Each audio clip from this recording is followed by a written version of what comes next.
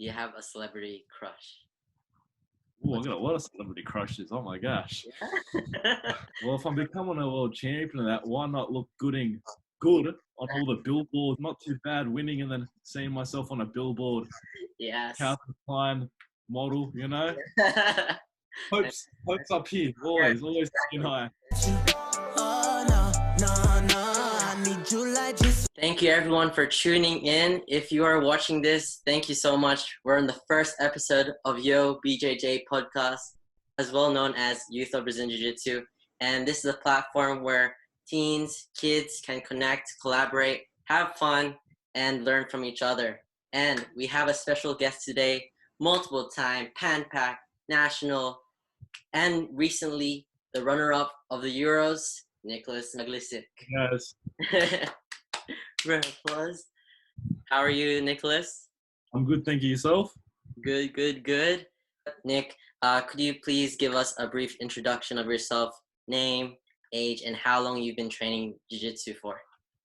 Hey guys, name is Nicholas Maglicic. I am 19 years old. I started Brazilian Jiu-Jitsu back in 2012 when I was 12 years old. So I've been doing it for 8 years now. 8 years on Brazilian Jiu-Jitsu. No, we're currently in the pandemic, fortunately. So how have you been able to cope with it? What have you been doing? At the moment, it's going pretty well. We've got the home gym set up, so I'm training around 3 times a day. At the moment, I'll train gym in the morning for an hour to 2 hours. And then I'm doing Brazilian Jiu-Jitsu drilling and rolling with my sister and my mum. Garage, we got the mat set up. And then I'll just rest during the day. And then at night time, I'll go for a nice run. So still trying to stay fit, still trying to keep in shape during this isolation. Yeah. You know, not let it stop me from training. You know what I mean? Exactly. So all the viewers there, you heard it. Keep up the grind. So Nick, I wanted to take it back to when you first started jiu-jitsu, and how did you first encounter jiu-jitsu in the first place? Well, my dad grew up studying martial arts. He started doing karate, then non-classical kung fu, which was more street orientated, doing boxing, Muay Thai, and then he studied a bit of the Filipino sticks and knife fighting. Oh. And I remember growing up, he introduced me to my first Bruce Lee movie, Enter the Dragon. Yeah. Where I fell in love with the nunchucks. Yeah. And growing up watching like Teenage Mutant Ninja Turtles. Yeah. Like loving. I love the fighting aspect of it. And Dad always wanted myself and my sister to study and learn martial arts. So growing up, I was playing soccer and baseball. And then somewhere down the line, he's like, all right, you're going to start doing jiu-jitsu. We're going to have to give up something. So I gave up soccer and was doing baseball and jiu-jitsu growing up all through school. So with training jiu-jitsu in Australia, I wanted to see from your perspective how it has grown, especially like as a kid and the growth in the sport from previously when you first started until now. What have you seen? When I went to Atos and did a training camp there, it blew my mind away. I was learning something new every single day of how little I knew of jiu-jitsu, you know what I mean? And that just shows how much it grows as a sport. It hasn't stopped, you know what I mean? It hasn't just had a slight stop. It's always slowly just progressed over time. And I remember the Atos camp, I ended up injuring my ankle just before Worlds. And I was coming into training every day, just watching training, and Andre Galvao was a huge influence to me in my jiu-jitsu game. He was just so inspirational, like not giving up. I remember he'd always give like a inspirational speech after training to psych you up for the next day, because doing those training camps, it's like really hard work. You really got to psych yourself up to get out of bed and turn up to training. And after, it just shows how much it all pays off. Like when I've come back, winning all these comps coming up, you know what I mean? But jiu-jitsu growing up through when I was a kid to now, I look at myself back then and I look like I knew nothing. You know what I mean? Even with a year's difference from now to last year, I've progressed dramatically. Figures that have really influenced you as like a person in your game? Well, growing up through my kids, it was Jonathan Mr. Kiedis, my coach. He would always take me to the side and I'd always do a private with him every Saturday morning. And then it got to around Greenbelt where he moved away to Abu Dhabi to live there for a bit. And that's when I started going to Garage. And then it was Ari who was starting the Barimbolo game. Mm-hmm. And that then started influencing my guard game. So I'm starting to build that up over time. And the next thing you know, he's introducing me to Levi. So over time, there's not just one person who's influenced my game. It's a majority of people and the people I'm training with every single day. But I've noticed ever since I've come back from Atos, especially, I've come back and it's like I've had this different mindset. Like I'm not timid anymore. I'm just confident every single time I'm rolling. So it was a huge jump for me. Like you've poured, so much time into jiu-jitsu and so much passion into the sport. What has been your greatest motivator, pursuing your dream and being champion? It's a very good question, actually. I have to say my parents had a big influence on that aspect of how I live my life. Like I don't want to grow up. They always tell me I don't want to grow up and a few years down the track think, oh, what if I gave a go at the stuff I love? You know what I mean? At the moment, I'm in love with jiu-jitsu. So if I quit now, a few years down the track, what if I gave it a go? What if I could have made a living out of this? So that's been a huge thing, not getting a job and just for the sake of it. You know what I mean? Why not go through life working, doing the stuff I love? And I love doing jiu-jitsu.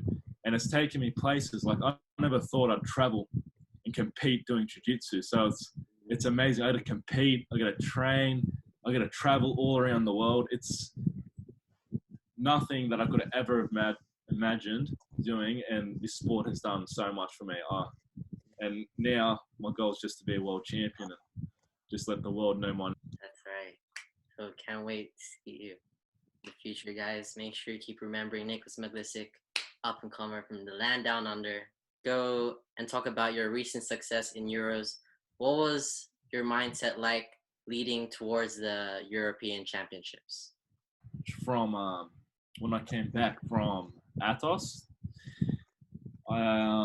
obviously I was injured, so I was on a 3-month recovery on my ankle. And I remember doing my first comp back, which was the Nationals, which was such an amazing first comp back after injury, winning 4 gold, weight, absolute and gi and no gi.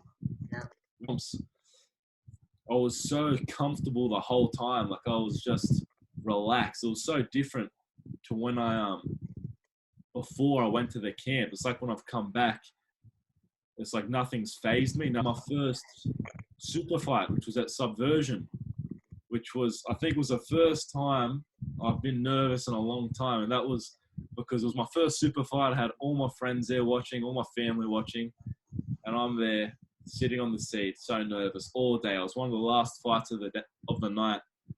And when I won the fight, I was so relieved. I ended up going out and just partying that night, just letting loose. You know what I mean? You're gonna have fun as well. You early in the mornings at grappling education with Keller Loxotti and Jonathan Mr. Kiedis, who helped so much in my gi and like doing positional rolling. And then middays I'll travel out to the city and train with Levi and all those top guys out there, Tom, Guy and Varun. And then I'll do the advanced classes back at my gym in carrying bar, Tarrant Point. And leading up to it, I remember being in such great shape. And I noticed it when I was in the Abu Dhabi Grand Slam, my first fight. I won my first fight by submission, and I just felt amazing. Like I was ready. I'm there. I was ready to go. And after going into Europeans, nothing was phasing me. I had this confidence in myself that I was going to take it out. And even though I got second, I lost my weight final, literally the last 5 seconds of the match, losing to an advantage. And then the absolute, just losing on points. But the whole time, through the comp, I was just on for, I had a total like 10 fights in total, and just being consistent to the whole thing just shows how much my training's all paid off. Questions now, called the flow questions. So it's going to be nice and quick. First question. If you didn't train jiu-jitsu, what would you be doing? In a few years, go for a firefighting qualification, try and become a firefighter. That's always interested me. Modeling, I thought, hey, got a pretty face, gotta get it out there somewhere, you know? Yeah. Modeling and a firefighter. Yeah. Seems right to me. Find That's something. That's right. Favorite fast food? Pizza. Teenage Mutant Ninja Turtles, man. What is your biggest fear? Going through life and having regrets. That's a big fear of mine. I don't want to be on my deathbed and think, what if I tried this? What if I tried that? I just want to live life every day how I want to live it. Have no regrets through life. Just live on the edge. Yeah. You know, take a risk. Yeah. Only live once. You only live once. That's right. Next one. Do you have a celebrity crush? Top 2, I guess. Not top 2. Alexis Ren. Okay. And Lily Bowen. That's it. Okay. What is your pre-game meal? I have to eat before I'm training. So a burger before training is probably my. Next one. What is your favorite movie? Don't have one. I got too many. Do you have a favorite song? I don't have a favorite song, but my favorite rapper is Nelly. Section that we're gonna do is the questions that were given to us through the polls. First question is from Shea_Cav. What was it like winning your first international tournament?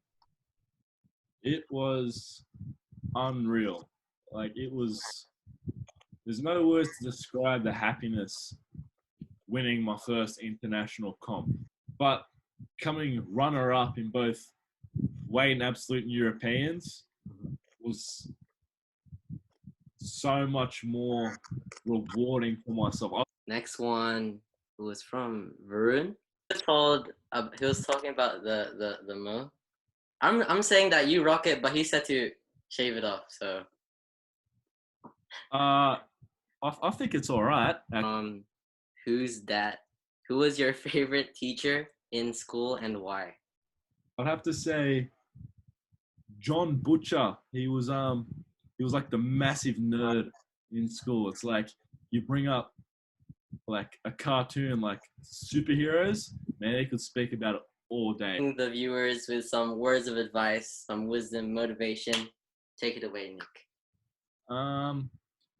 Just do what you love to do. Don't do something because you're told to do it. Do something that you enjoy. Just don't have any regrets. You don't want to have any regrets as you grow up. So do everything through life, living on the edge, taking risks on the stuff that you love doing and enjoy doing every day. Guys, that is the first episode of the YOBJJ podcast. Let's give a round of applause to Nick. Thank you so much, Nicholas, for joining us today. That was amazing. Thank you. My gosh. Amazing. Guys, make sure that you follow Nick in all social platforms. I will leave the link down on the bottom of the video. Comment down below who you want to see next. All right. Super keen. Got a lineup of people ready to go and talk to you guys. Share some wisdom, share some knowledge. You guys keep connected, right, during these times. And yeah, super excited for the project. Thank you, Nick, once again. Appreciate it.